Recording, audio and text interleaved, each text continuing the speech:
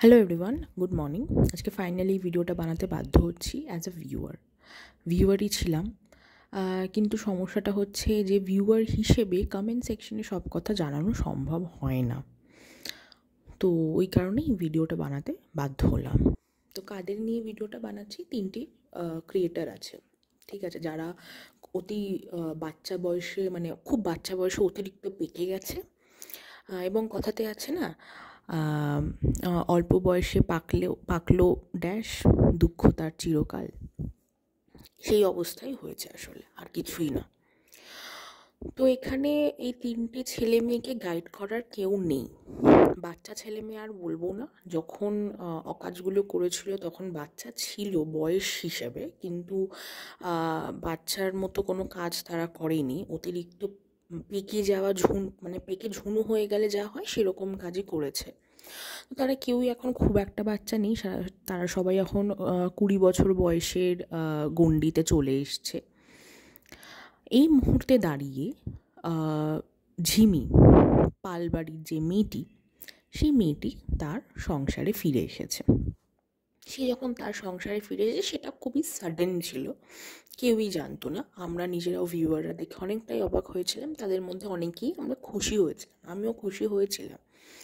কারণ আমার মনে হয় যে যেহেতু ওর বিয়ে হয়েছে, যদি বুঝতাম যে হ্যাঁ ও শ্বশুরবাড়ি থেকে বেরিয়ে এসেও প্রোডাক্টিভ কিছু করছে, বাড়িতে বসে না থেকে ও বাড়ি থেকে বেরোচ্ছে, বেরিয়েও এত সুন্দর নাচ করে, ও নাচ শিখছে, ঠিক আছে, ও মডেল হতে চায়, ও মডেলিং ক্যারিয়ারে এগোচ্ছে, কিছুই করেনি। যদি বলো যে আরে এত তাড়াতাড়ি কী সব হয়ে যায়, হয় না, কিন্তু 10-11 মাস টাইমটা এমন কিছু কম টাইম না এগুলো নিয়ে পারজিউ করার, কিন্তু ও করেনি। এবং তার কারণটা হচ্ছে ওকে কেউ গাইড করেনি। আমরা যে কোনো মানুষ, আমাদের যখন বয়স অল্প থাকে, ধরুন 19-20 এরকম বয়স থাকে, আমরা যেটা চাই সেটা করতে পারি কখন, যখন আমাদের গাইড করার কেউ থাকে। হ্যাঁ, যাদের আগ্রহ থাকে আমরা গাইডেন্স খুঁজে নিই, ঠিক আছে। যাদের আগ্রহ থাকে বলতে মনে মনেই আছে, সেটাকে এক্সিকিউট করার মতো ক্ষমতা নেই, তাদেরকে কেউ পেছন থেকে ঠেলে দেয়। সেই ঠেলে দেওয়ার লোকটা ওর ছিল না, ঠিক আছে। কারণ ওর মা নিজেই খুব মানে ওর মা নিজেই কখন কি করবে, কখন কি বলবে সেটা ঠিক নেই। মানে ওনার পেটে যেটা থাকে ওনার মুখে সেটা থাকে, ঠিক আছে। তো উনি ওনার পেটে কোনো কথা রাখতে পারেননি, এবং উনি ভীষণভাবে এইসব কন্ট্রোভার্সির মধ্যে, মানে ওনার কন্ট্রোভার্সির মধ্যে থাকতে ভালো লাগে মোটমাট। তো উনি মেয়েকে কোনোদিনও গাইড করেননি। বাড়ি থেকে বেরোনো মানে কিন্তু এই না যে সে ইভেন্টে কাজ করতে যাচ্ছে, সেটাকে আমি বলছি, সেটা ক্ষণিকের। সে কিন্তু সেটা টাইম পাসের জন্য করছিল, নাথিং ফর টাইম পাস। এই বয়সটা সে কোনো হাউসওয়াইফ না যে সে টাইম পাসের জন্য কিছু করবে। আমি হাউসওয়াইফদের অপমান করছি না, কিন্তু বলছি বেসিক্যালি হাউসওয়াইফরা তো টাইম পাসের জন্য অনেক সময় অনেক রকমের কাজ করে থাকে, তারপরে সেটা হয়তো আস্তে আস্তে তাদের ক্যারিয়ার হয়, তারা সেখান থেকে আর্ন করা স্টার্ট করে। আমি বলছি এই যে বয়সটা, ঠিক আছে, এজ গ্রুপ অফ 18-25, এটা খুব ক্রুশিয়াল একটা এজ গ্রুপ। এই বয়সটাতে যে মানুষ যেটা করবে, যে বিয়ে করবে, সে সারা জীবন সে বিয়ে সংসার ধর্ম পালন করবে, এবং তার সাথে সাথে যদি সে সাইডে কিছু করে, পড়াশোনা হোক যাই হোক, সে সেটাও কন্টিনিউ করবে। যে যেটা চাইবে সে তার সারা জীবন সেটাই চলবে। এই 18-25 বছর বয়সে যে মন দিয়ে পড়াশোনা করবে, সে পড়াশোনা নিয়েই এগোবে সারা জীবন। যে মন দিয়ে নাচ শিখবে, সে নাচ নিয়েই এগোবে, সে ডান্সার হবে।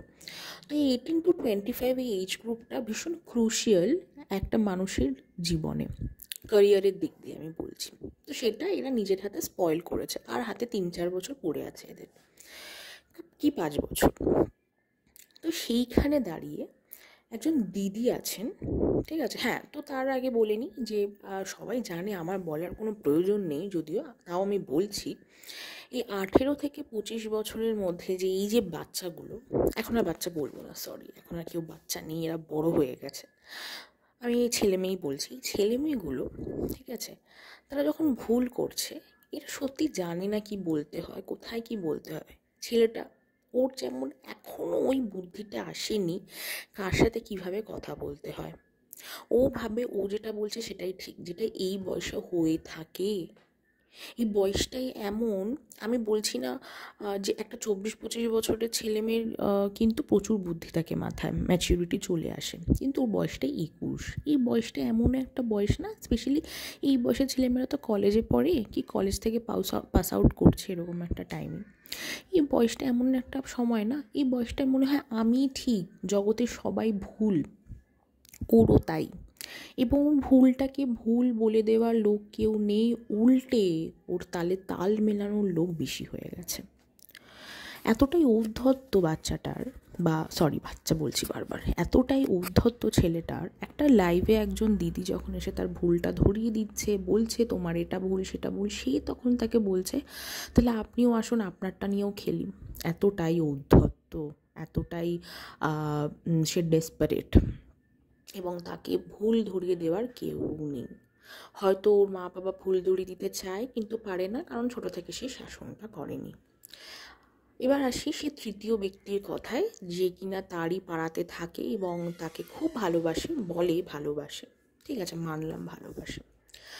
তো সেই যখন 10-11 মাস ছিল তখন তার মনে হয়নি যে এই ছেলেটি ডিভোর্সি এখনো হয়নি, যখন তখন তার বউ আসতে পারে এবং তার বউয়ের রাইট আছে আসার, তার মনে হয়নি এবং তাকে কেউ মনে করায়ও নি।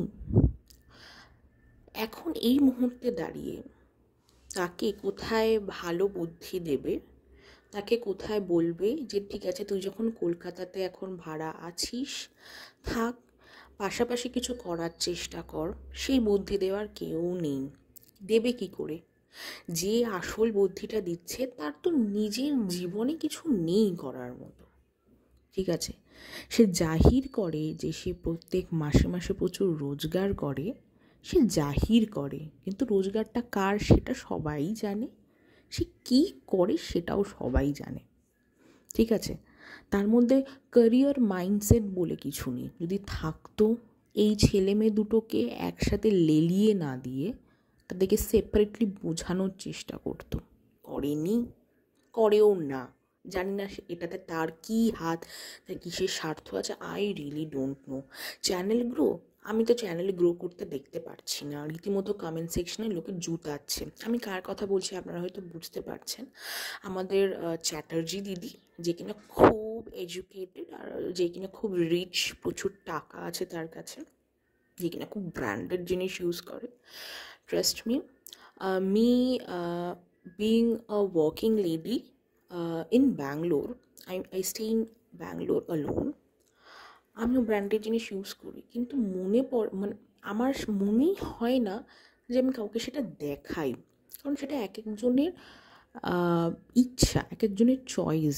অনেকেই আছে মাসে লাখ লাখ টাকা রোজগার করেও ব্র্যান্ডেড জিনিস পরে না, they don't feel like buying branded things, তাদের মনে হয় আমি টাকাটা কোথাও ইনভেস্ট করবো। অ্যান্ড আমারও সেটাই, আমি আমার যেটুকু ব্র্যান্ডেড জিনিস ইউজ করার প্রয়োজন মনে হয়, ইচ্ছা মনে হয়, সেটুকুই করি, বাকিটা গোজ ফর ইনভেস্টমেন্ট। এতে লোককে দেখানোর কিছু নেই। হোয়াট এভার, সেটা তার পার্সোনাল চয়েস, সে চায় শো অফ করতে, হয়তো শো অফ করার জন্যই সেগুলো ইউজ করে।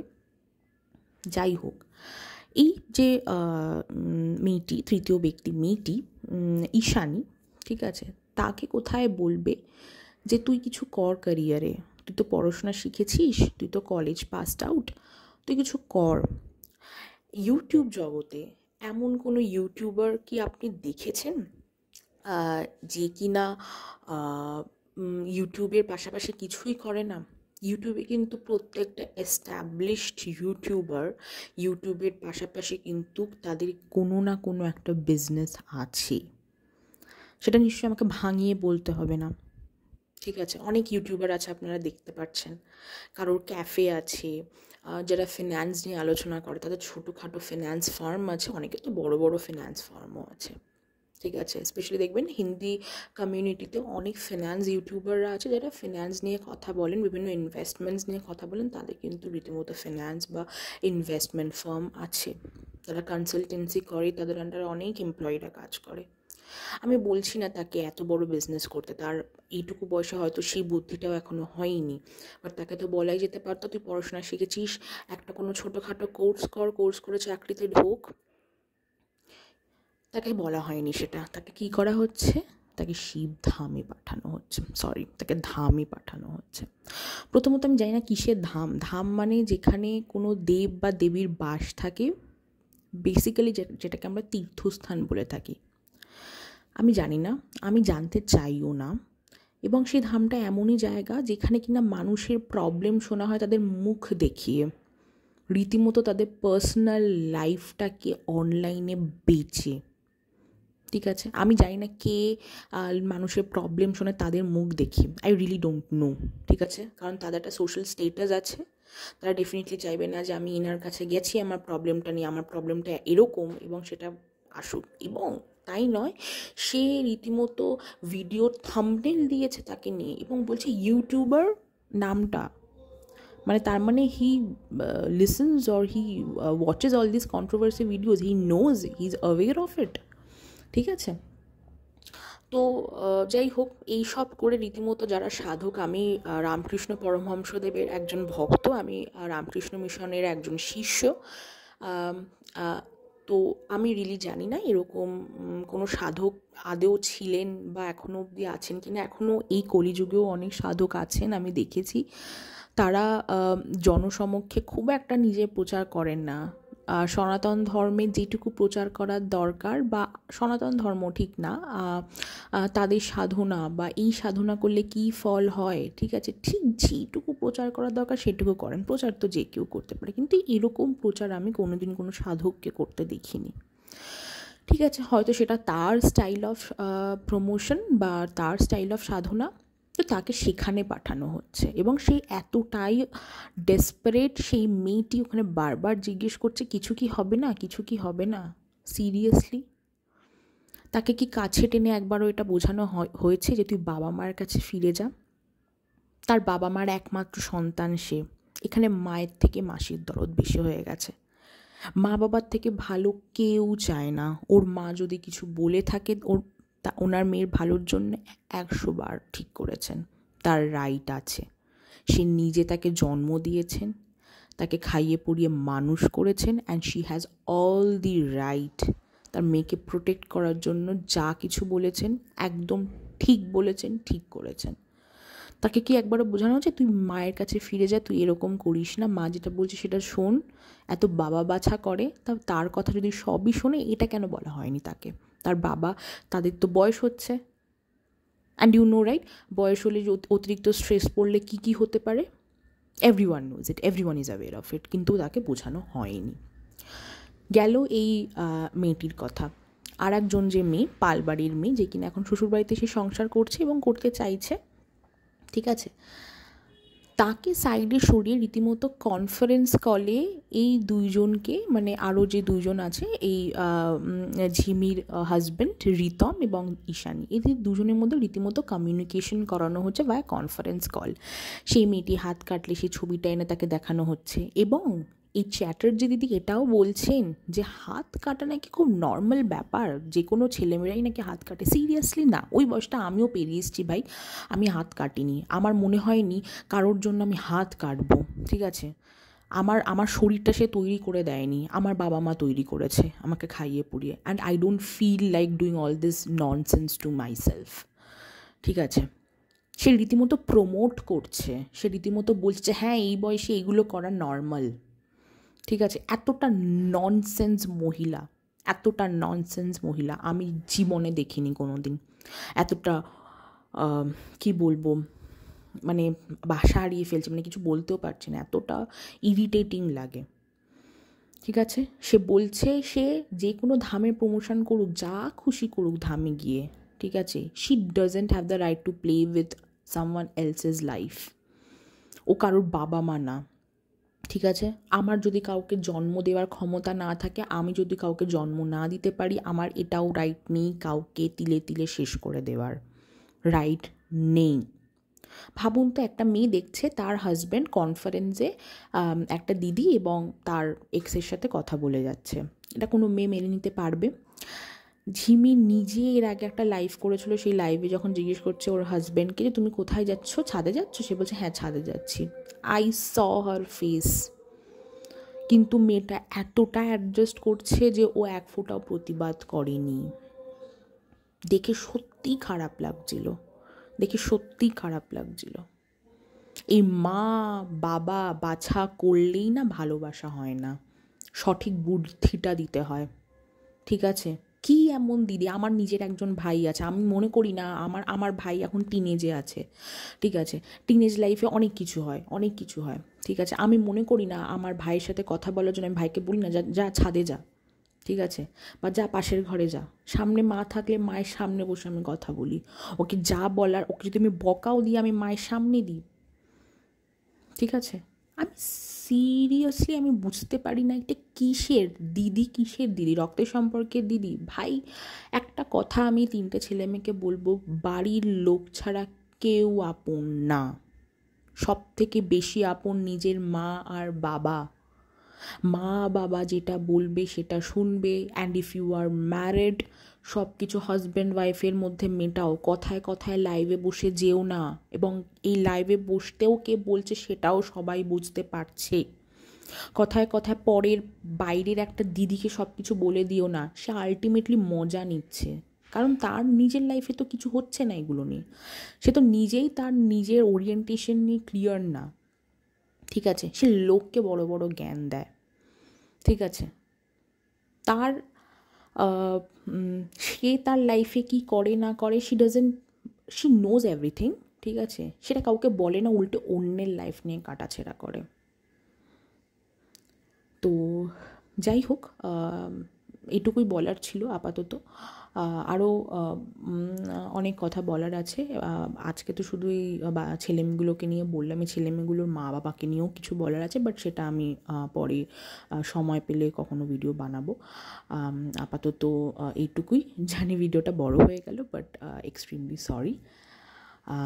ভিডিওটা দেখবেন, দেখে আমাকে জানাবেন যে আমি কথাগুলো যে বললাম সেগুলো ঠিক বললাম না ভুল বললাম। তো ভিডিওটা রাখছি, টাটা।